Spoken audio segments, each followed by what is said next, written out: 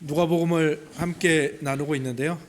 누가복음이 무엇을 중점으로 전하려고 하는지 지난 시간에 나눴는데 아마 시간이 오래돼서 기억에 없으실 줄로 압니다. 최근에 한 정당의 대표가 흉기에 목을 찔려서 병원으로 실려갔던 사건이 있었습니다. 오전에도 한 목사님이 이야기해 주셨었죠. 아주 끔찍한 사건입니다. 예전에도 다른 당의 대표가 얼굴을 커터칼로 그이는 그런 테러를 당한 적도 있었죠. 이런 사건들을 볼 때마다 우리는 사람이 어떻게 저럴 수 있을까라는 생각을 갖게 됩니다. 사람의 마음이 어디까지 이르면 사람이 저런 행동을 할까? 부모의 원수라도 저렇게까지는 못할 것 같은데 그저 정치 성향이 다르고 지지하는 정당이 다른 것만으로도 저렇게 할 수 있다고? 무엇이 그 마음을 그 행동에 이르게 했을까? 사실 우리는 그것을 다 이해할 수는 없겠죠. 그래서 그런지 많은 학자들이 연구를 하는 것 같습니다. 카이스트에서도 이런 현상들에 대해서 연구를 하고 미래전략연구센터라는 곳이 있는데 거기서 연구를 하고 책도 펴냈더라고요. 그 책에 보니까 이런 선거와 같은 중대한 정치적 의사결정을 앞두고 여론이 이렇게 양쪽으로 쫙 갈라지는 일은 굉장히 자연스럽고 빈번하게 일어나는 일이라고 합니다. 그리고 그 양극화, 이 양쪽으로 치우치는 일이 가장 심하게 진행되는 곳은 인터넷과 같은 온라인상에서 더욱 그러하다고 하죠. 왜냐하면 그 온라인상에서 자기가 믿고 싶은 정보만 계속해서 받아들이게 되어 거기서 확증 편향이라는 게 생기게 되고 마음이 이 중간으로 돌아올 새 없이 계속해서 양쪽 끝으로 치우쳐 버려서 다시 돌아오기가 쉽지 않다라는 거죠. 실제로 전 연령대에서 가장 많이 사용하는 온라인 도구가 유튜브와 카톡일 것입니다. 유튜브는 아예 시스템이 그렇게 돼 있습니다. 자기가 어떤 영상을 한번 보면 이 알고리즘이라는 시스템이 비슷한 같은 성향의 영상을 계속해서 추천을 해주고 그 피드라고 하는데 거기에 계속 뜨게 합니다. 그럼 어떻게 될까요? 그 사람은 유튜브에 있는 영상이 다 그 영상만 있는 줄 알게 되는 겁니다. 그래서 유튜브 많은 사용자들이 모든 사람이 내가 보고 있는 영상을 저 사람도 보겠지라고 생각을 한다고 하죠. 그리고 그 세계 안에 갇혀버리는 겁니다. 카톡도 똑같죠. 단톡방을 통해서 여러 가지 소식을 전하는 단톡방들이 있는데 그 단톡방에는 그 세상 그리고 그 생각 속에 갇혀 사는 사람들이 모여 있습니다. 비슷한 성향 사람들이. 그 비슷한 성향 사람들이 그 카톡방에서 비슷한 소식만 글, 영상 이런 것을 계속해서 전하니까 거기서도 똑같은 착각이 일어납니다. 온 세상에 나랑 똑같은 생각을 하는 사람만 가득하구나 라는 생각을 하게 된다는 거죠. 학자들은 이러한 효과를 반향실 효과라고 합니다. 우리나라 말로 하면 메아리방 효과입니다. 무슨 말인가 하면 내가 한 말이 그대로 다시 나에게 들려오는 겁니다. 그리고 그게 벽을 통해서 들어오니까 다른 사람이 하는 말처럼 들리지만 내가 한 말이랑 똑같은 거죠. 이 비슷한 말이 계속해서 반복적으로 소통하면서 생각이나 마음이 계속해서 양쪽 극단으로 치우치는, 한쪽으로 치우치는, 그리고 거기에서 사고가 굳어지는 이 현상을 반향실 효과, 메아리방 효과라고 하는데요. 저는 이것을 마음이 치우치다 못해 마음이 찌그러진 것으로 저는 생각을 합니다. 그리고 사람이 가지고 있는 가장 큰 약점 중에 하나가 바로 이거죠. 자신이 가진 신념, 자신이 가진 생각, 이것을 뒷받침하는 정보들을 끌어모아서 그것들 선택적으로 아닌 것은 다 거부하고요. 선택적으로 같은 거, 비슷한 거, 듣고 싶은 거, 보고 싶은 것만 가져와서 자기의 생각을 강화하는 것. 이것을 확증 편향이라고 한다고 했죠. 이 확증 편향은 무엇을 만드는가 하면 나랑 같은 생각을 하는 사람은 같은 편, 다른 생각을 하는 사람은 적, 이렇게 간주하게 된다는 거죠. 결국 자기가 속한 사회를 내 편, 네 편, 내 편, 적 이렇게 갈라버리는 거죠. 분열시키고 찢어버리는 것이죠. 그것이 심각해지니까, 그것이 극단으로 가니까 적으로 간주한 그 상대방을 증오하고 공격하고 심지어 죽이려고까지 하는 것이죠. 그리고 다른 사람에게만 그렇게 되는 게 아닙니다. 내가 그렇게 쌓아온 생각이 내 안에서 이렇게 가득한데 그 생각대로 세상이 굴러가지 않고 내 삶이 그렇게 되지 않을 때 이 굳어진 생각 때문에 굉장히 크게 좌절하고 또 자기 자신에게도 극단적인 선택을 하게 만든다고 하죠. 그래서 이 확증 편향이라는 것, 치우친 생각, 이 찌그러진 마음은요, 자기 자신을 죽이고 상대방과 공동체를 죽이는 아주 못된 독약과 같은 것입니다. 그래서 많은 학자들은 이 확증 편향에서 어떻게 하면 벗어날 수 있는가 연구를 많이 했겠죠.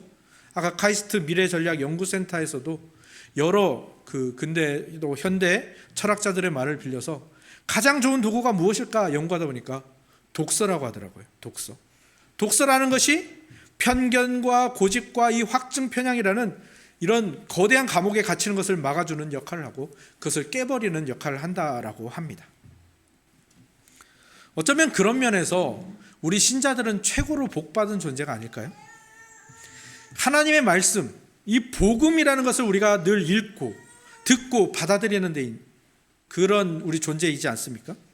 그리고 하나님이 주신 이 복음은요, 사람의 모든 관점을 뛰어넘어서 사람이 어찌할 수 없는 그 마음마저도 뒤흔들어서 새롭게 바꾸는 하나님의 능력이기 때문이죠. 그래서 우리는 복음을 받은 것을 늘 감사해야 하고 이 복음대로 살아가는 것, 복음을 읽을 수 있다라는 것, 복음을 들을 수 있다라는 것에 대해서 굉장히 기뻐하고 행복한 마음을 가져야 마땅한 것이죠.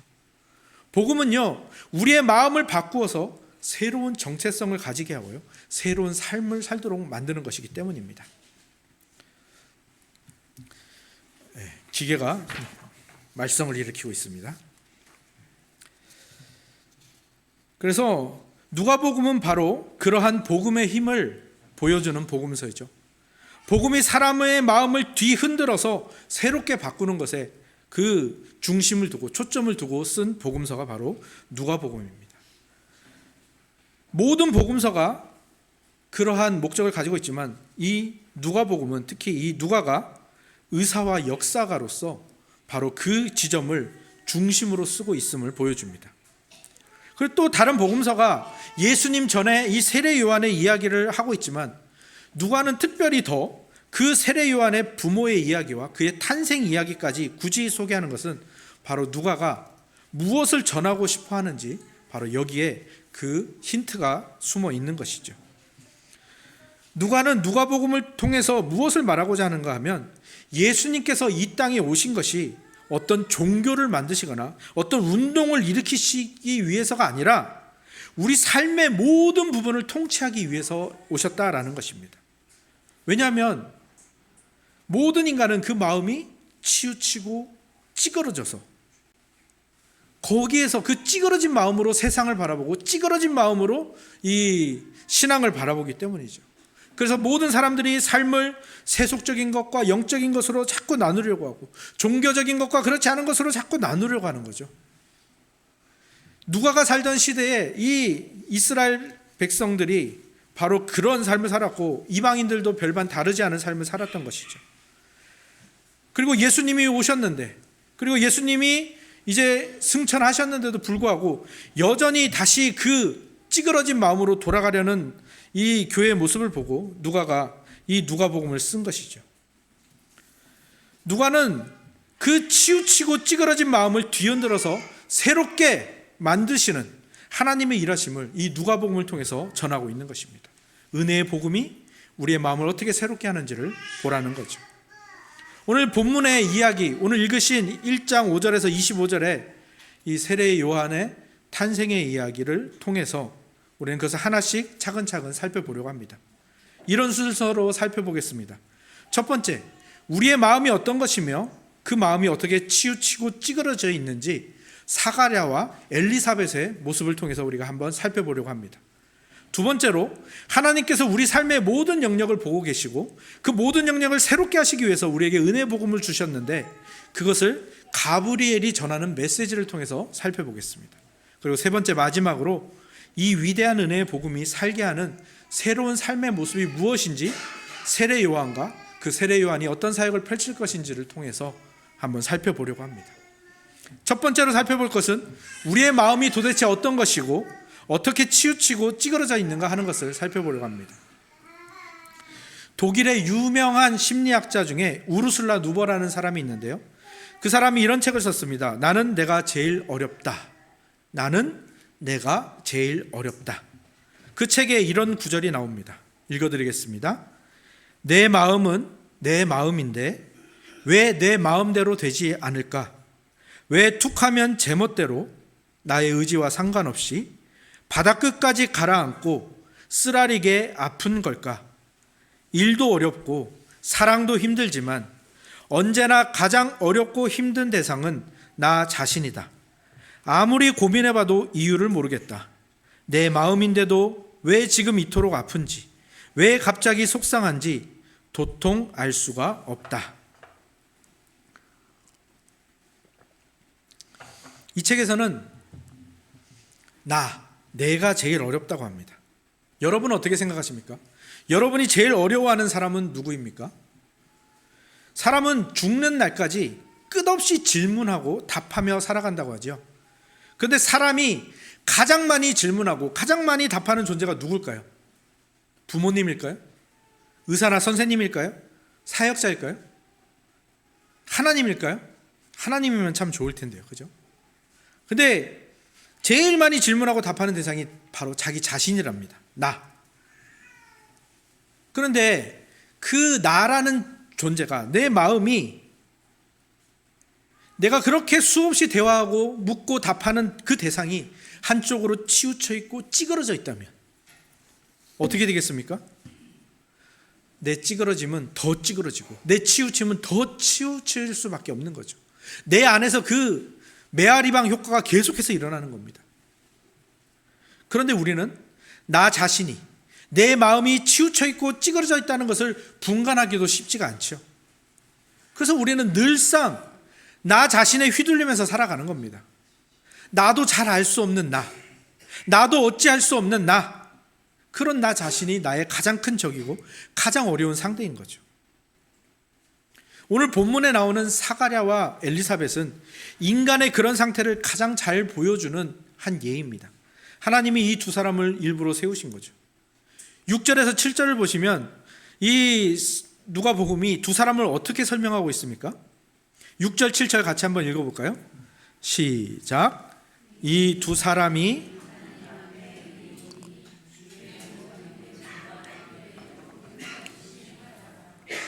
엘리사벳이 잉태를 못함으로 그들에게 자식이 없고 두 사람의 나이가 많더라. 사가랴와 엘리사벳은요, 하나님이 의인으로 인정할 정도로 주의 모든 계명과 규례에 흠이 없이 잘 행하는 사람이었고요, 그의 제사장 직분도 굉장히 철저하게 수행했던 사람입니다. 그러면 이것이 사가랴와 엘리사벳이 그렇게 완전한 의인이라는 뜻일까요? 아니죠. 이 두 사람은 지금 어떤 그 표상을 보여주고 있냐면 인간의 노력으로 할 수 있는 모든 것을 잘 행하고 있는 한 그 사람의 모습을 보여주고 있는 겁니다. 근데 누가복음은 분명히 말하고 있습니다.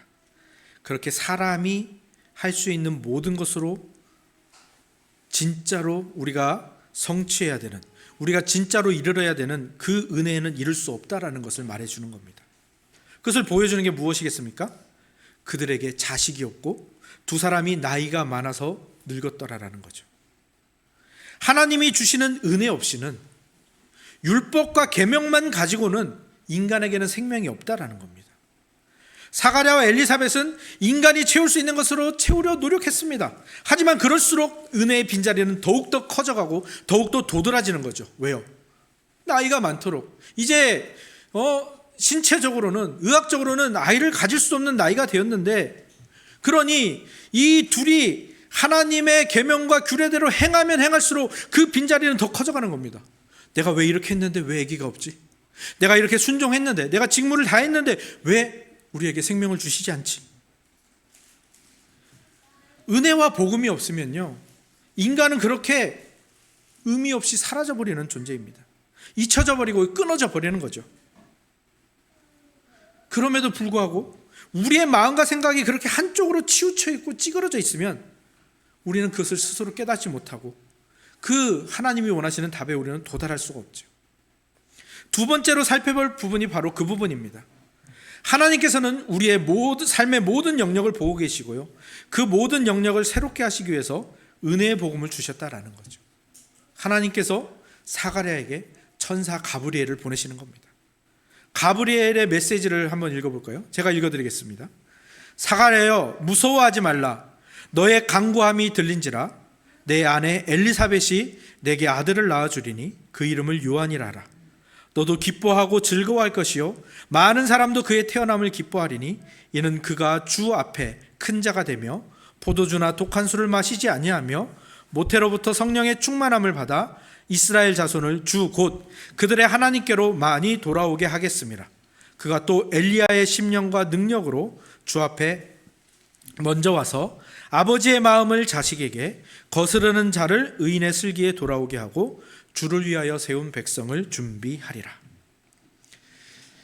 무슨 말을 하고 있는가 하면 하나님께서는요, 우리 인간들이 그렇게 치우치고 찌그러진 마음으로 살아가도록 내버려두지 않으시는 분이라는 겁니다. 인류에게 은혜의 복음을 주시기로 작정하셨습니다.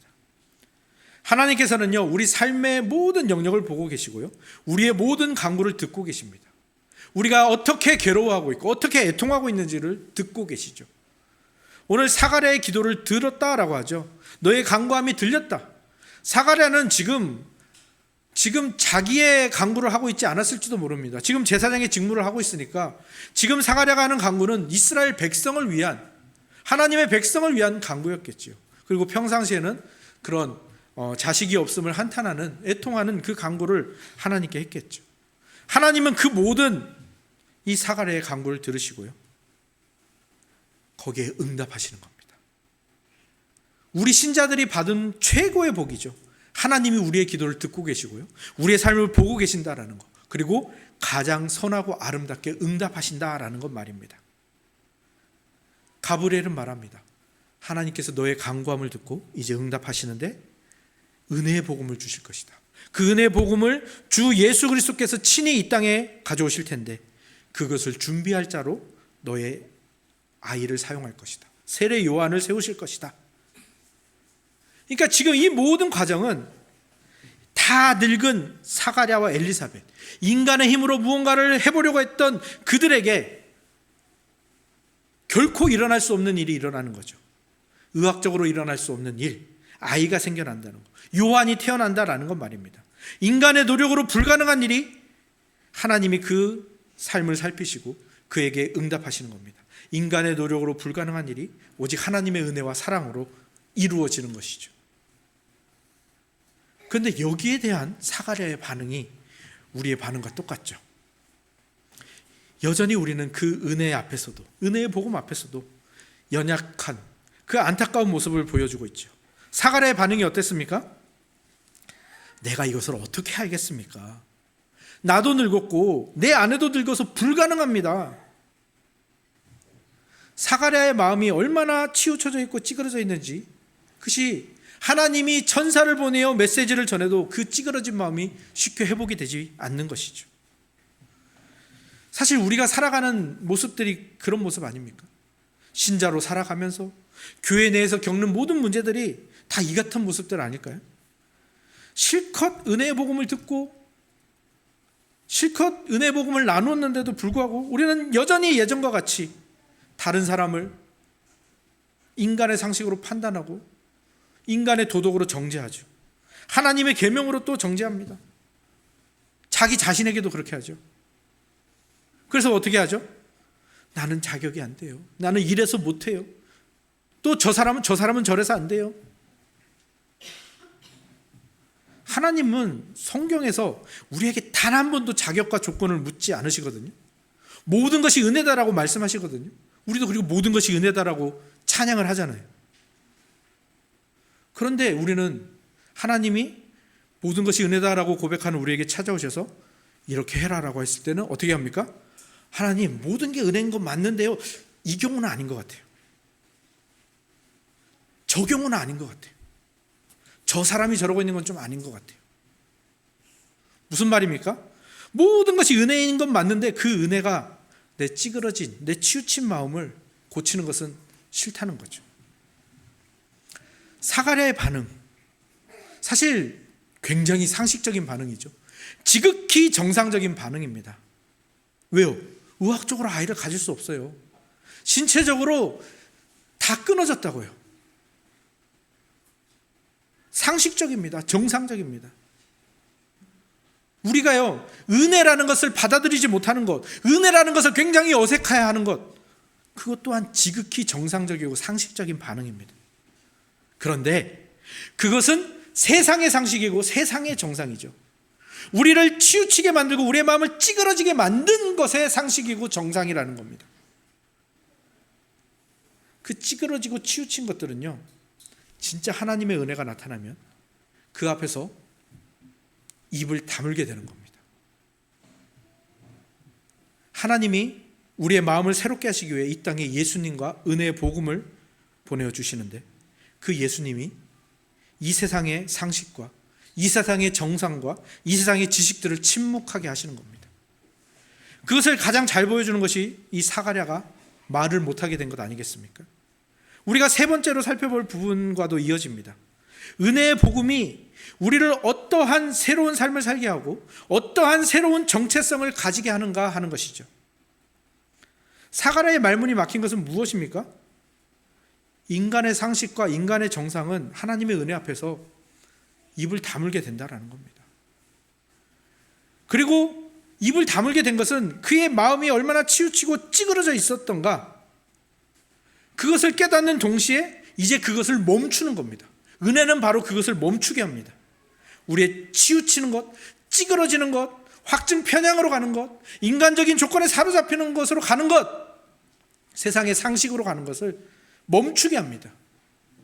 그리고요, 놀랍게도 멈추는 것은 굉장한 힘을 가지고 있는 겁니다. 제가 좋아하는 시 하나를 읽어드리겠습니다. 시 제목은 정지의 힘입니다. 정지의 힘, 백무산. 기차를 세우는 힘, 그 힘으로 기차는 달린다. 시간을 멈추는 힘, 그 힘으로 우리는 미래로 간다. 무엇을 하지 않을 자유, 그로 인해 무엇을 해야 할 것인가를 안다. 무엇이 되지 않을 자유, 그 힘으로 나는 내가 된다. 세상을 멈추는 힘, 그 힘으로 우리는 달린다. 정지에 이르렀을 때 우리는 달리는 이유를 안다. 씨앗처럼 정지하라. 꽃은 멈춤의 힘으로 피어난다. 저는 이 구절을 굉장히 좋아합니다. 꽃은 멈춤의 힘으로 피어난다. 이 시는 어떤 역설을 말해주고 있죠. 멈추는 힘으로 달린다. 하지 않을 힘으로 무엇을 해야 하는지 알고 무엇이 되지 않는 힘으로 내가 된다. 꽃은 어떤 힘으로 피어난다고요? 멈춤의 힘으로 피어난다고 합니다. 지금 사가랴의 말문이 막힌 것은 무엇이 멈춘 거라고요? 그의 상식과 그의 찌그러짐과 그의 치우침이 멈추는 겁니다. 하나님의 복음으로, 하나님의 메시지로 말미암아 그것이 멈추었을 때 이제 사가랴 안에서 무엇이 시작되는 겁니까? 새로운 힘이 피어나고요, 새로운 꽃이 피어나는 겁니다. 그가 말하지 않음으로 말미암아 사람들도 알게 되죠. 아, 그가 환상을 보았나 보다, 그가 하나님을 만났나 보다라고 알았을 정도로 그의 말에 멈춤의 힘이 있는 것입니다. 복음이 사가랴의 찌그러진 마음과 생각을 멈추었을 때 거기에서 새로운 정체성과 새로운 삶이 시작됩니다. 그것을 보여주는 것이 바로 세례 요한의 탄생이죠. 예수님이 이 땅에 오십니다. 은혜의 복음을 가지고 이 땅에 오십니다. 그것을 준비하는 세례 요한이 사가랴에게서 탄생합니다. 사가랴에서 세상의 상식과 세상의 정상이 멈춥니다. 찌그러짐과 치우침이 멈춥니다. 그러니 거기에서 새로운 힘이 태어나 예수 그리스도의 이 은혜의 복음을 받아들일 새로운 정체성이 거기서 시작이 되는 것입니다. 세례 요한은 하나님의 은혜의 복음이 널리 퍼지게 하는 자죠. 요한이라는 이 이름의 뜻이 어떤 뜻인지 아십니까? 하나님은 은혜로우시다라는 의미를 가지고 있습니다. 이 은혜는 뭡니까? 인간의 노력이나 행위로는 결코 연결할 수 없는 것을 연결하는 게 은혜입니다. 사실 멈추는 것은 거기서 끝나는 거 아닙니까? 사가랴가 말을 멈췄으면 그냥 말이 멈췄네, 끝났네. 근데 그게 아니라는 거죠. 하나님의 은혜는 여기 끝난 것을 연결시키는 겁니다. 이 끝난 것이 꽃이 피는 대로, 이 끝난 것이 새로운 삶으로 이어지게 하는 거죠. 이게 하나님의 은혜인 것입니다. 그리고 그 은혜가 오늘 우리에게 임했죠. 우리는 결코 예배할 수 없는 자입니다. 그런데 오늘 우리는 예배하고 있습니다. 그리고 그 예배한 것을 넘어서는 기쁨과 소망을 우리에게 매주 매 예배 때마다 주시죠. 사실 우리는 기도할 수 없는 존재입니다. 근데 하나님은 우리에게 기도하게 하시고요, 그 기도한 것을 넘어서는 가장 선한 것으로 응답하시는 분이시죠. 그게 하나님의 은혜입니다. 우리가 받은 축복의 정체죠. 그런데 그 하나님의 은혜가 그렇게 작용할 때는 하나님의 은혜라고 하면서 그 은혜가 내 마음을 흔들어 버릴 때, 내 상식과 내 지식과 내 정상을 흔들어 버릴 때 우린 자꾸 거기서 머뭇머뭇하고 있습니다. 머뭇거리지 마십시오. 말문이 막히면 막힌 대로, 내 생각과 상식이 멈추면 멈춘 대로 거기에서 하나님의 은혜를 기다리고 바라며 기도해 보시기 바랍니다. 그러면 하나님은 가장 불행하고 가장 비참하고 가장 답 없던 것을 멈추게 하시고 거기에서 가장 복된 것, 가장 큰 기쁨, 가장 큰 소망과 행복을 시작하게 하실 것입니다. 그것이 바로 하나님의 은혜입니다. 말씀을 정리하겠습니다. 하나님의 은혜, 이 은혜의 복음이 우리의 유일한 소망이고 해답입니다. 그런데 오늘 여러분의 삶은 어떠하십니까? 은혜로 충만하신가요? 아니면 반대로 사방에 우겨쌈을 당한 것 같으신가요? 빠져나갈 통로 하나 없는 마른 우물에 갇힌 기분이신가요? 아무리 애를 써도 달라지는 것이 없고 나 자신에게 실망하고 좌절해서 아무 소망이 없는 것처럼 느껴지시나요? 예배를 드리고 말씀을 들었는데, 도전을 받았는데 그것이 마치 다 늙은 사가랴 같은 나에게 자식을 주시겠다고 하는 그 하나님의 메시지를 들은 것 같으신가요? 사실 그 모든 것은 다른 문제가 아닙니다. 우리 마음의 문제입니다. 우리 마음이 찌그러져 있고요, 우리 마음이 치우쳐져 있으니까 그렇게밖에 생각이 들지 않는 것이죠. 그럼 거기서 우리는 생각을 멈추는 겁니다. 복음이 그 힘을 발휘할 수 있도록. 그리고 누가복음은 분명히 전하고 있습니다. 은혜의 복음은 우리의 마음을 새롭게 한다. 은혜의 복음은 우리의 마음을 바꾼다. 은혜의 복음은 찌그러지고 치우친 우리의 마음을 바꾸어 하나님의 은혜로 가득 채운다. 우리의 마음은요, 우리 인생의 운전대죠. 마음을 지배하는 것이 우리의 삶과 우리의 행동을 좌우하는 겁니다. 이제 우리는요, 그 찌그러진 마음, 그 치우친 생각을 버릴 때가 되었습니다. 은혜의 복음이 그 자리를 채울 때가 되었습니다. 은혜의 복음으로 마음을 가득 채우는 것은요, 이전과는 전혀 다른 새로운 삶을 살게 되는 거거든요. 한 가지만 예를 들어볼까요? 이것이 여러분에게 얼마나 설득력이 있을지 모르겠지만, 예수님이 오심으로 말미암아 우리의 기도가 어떻게 달라졌습니까? 예수님이 우리에게 말씀하십니다. 그러므로 너희는 이렇게 기도하라. 하늘에 계신 우리 아버지요. 이 한 구절만으로도 정말 끝난 겁니다. 이제 우리가 하는 기도는요, 어떤 높은 나랑 다른 차원에 있는 저 멀리 있고 그리고 말도 잘 안 통하는, 내 말을 듣는지 안 듣는지 모르는 어떤 신, 그 신에게 드리는 기도가 더 이상 아니게 된 겁니다. 이제 우리는 누구에게 기도하는 겁니까? 하늘에 계신 우리 아버지. 우리는 아버지에게 기도를 드리듯 하나님께 기도를 드릴 수 있는 사람이 된 겁니다. 예수님으로 인하여, 은혜의 복음으로 인하여.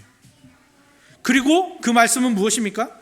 아버지께서도요, 하나님 아버지께서도 우리의 기도를 자녀가 부르짖는 것처럼, 자녀가 배고파요, 밥 주세요, 우리 은비가 기저귀 갈아달라고 우는 것처럼 그렇게 들으신대요. 그리고 부모처럼 달려가서 그것을 응답하시는 거죠. 그리고 그 기도, 우리의 기도가 그렇게 아버지께 드려지는 기도가 되게 하도록 위하여, 또 하나님께서 우리의 기도를 자녀의 기도로 들으시도록 하기 위해서 그 모든 일을 하신 분이 바로 이 땅에 이 복음을 가지고 찾아오신 예수님이고 예수님의 일하심이죠. 이것이 우리의 새로운 정체성입니다. 은혜의 복음은 우리의 마음을 이렇게 뒤흔들어서 우리의 마음을 바꾸고 우리의 정체성을 새롭게 하는 것입니다. 그리고 그것을 방해하는 우리의 상식과 우리의 지식, 우리의 정상을 막아서라도, 멈춰서라도, 생각을 멈추게 해서라도 새로운 삶으로 나아가게 하는 거죠. 여러분, 그 하나님의 손길에 여러분을 맡겨보시기 바랍니다. 마음을 뒤흔들어 찌그러진 것을 펴시고 치우친 것을 원래 자리로 돌아오게 하시는 하나님의 손길, 예수 그리스도의 은혜의 복음을 멀리 있는 것으로 생각하지 마십시오. 여러분 손에 주어졌고요, 매번 강단에서 선포되고 있습니다. 그리고 여러분 안에 그 예수 그리스도의 복음이 살아 역사하고 있습니다. 예전에 어디 방송에서 본 것 같은데요, 15세기 문헌에 따르면 아름답다라는 말에, 이 아름이라는 말의 어원이 나라는 뜻이랍니다. 나, 아름이라는 것이 나라는 뜻이라고 하더군요. 그래서 아름답다라는 것은 뭐냐, 나답다, 나다운 것이라고 합니다. 그러니까 하나님께서 은혜의 복음을 주셔서 우리의 마음을 원래 창조된 그때로 회복해 하시는 것, 치우치지 않고 찌그러지 않은 마음으로 되돌리시는 것, 그것이 바로 아름다움이고 그것이 바로 은혜의 복음이 하는 역할입니다. 하나님께서는 그 아름다움을 회복하기 위하여 예수 그리스도와 은혜의 복음을 우리에게 주셨습니다. 그 은혜의 복음을 가지고 오늘도 여러분의 마음을 바꾸시고 그 복음으로 행복한 길을 걸어가시는 우리 천흥의 식구들이 다 되시기를 주님의 이름으로 축원합니다. 아멘. 찬양.